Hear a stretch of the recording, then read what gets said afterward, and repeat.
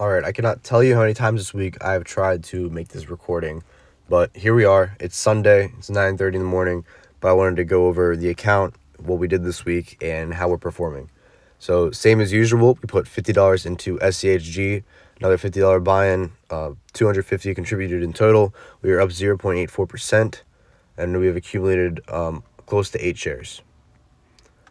Second up is gold, GLD. We have contributed $100. We are up 3.97%, and we have 0.26 shares. Gold is really outperforming right now. Year to date, it's at 63%.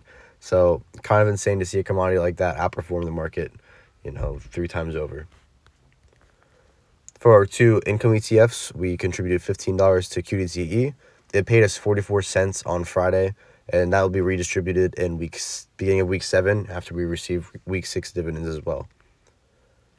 YBTC, very similar, another $15 in here. We are at $75 contributed for both of those assets, and we're down 2.1% on YBTC now. QDTE, we are currently down 0.68%. YBTC, we received 50 cents this past Thursday, and looking to drip that on week 7 as well. 2 new assets for this week that we bought into on Monday with our dividends is QQM. We bought in with $1.14, everything we've been paid up the first 4 weeks with QDTE. And really just looking to keep the ball rolling on this and have it compound over time. We're at 4,000th of a share right now, and as soon as we get closer to a 10th of a share or even one whole share, that's when that compounding effect is going to really start building up and outpacing the market. IBIT, very similar idea, just Bitcoin instead of looking at just tech in Innovation 100. For this Bitcoin, we're really just looking to dollar cost average during this crypto winter with all the dividends we're receiving from YBTC. And then eventually, whenever it decides to take off like a rocket, we're going to have all these shares accumulated.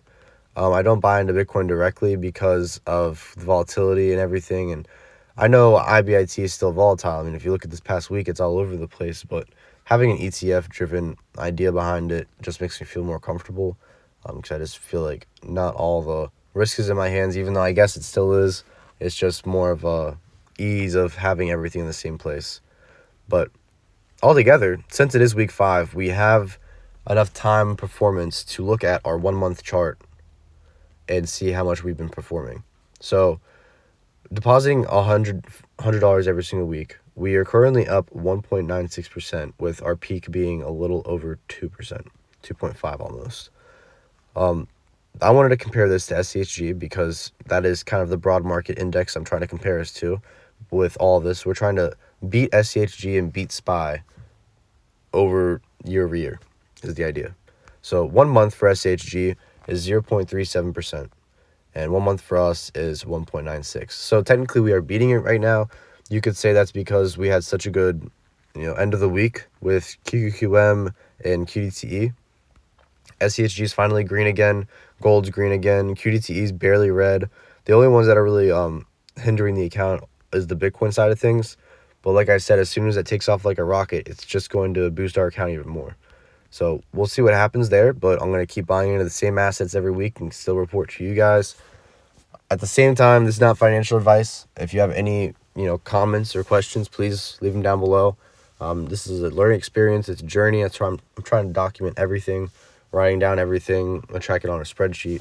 Really just trying to find my ideal investment strategy when it comes to risk tolerance and how much I want to invest, and week over week seeing that growth and averaging down. But that's all I have. Have a great rest of your week. Hope your accounts are green, and happy holidays.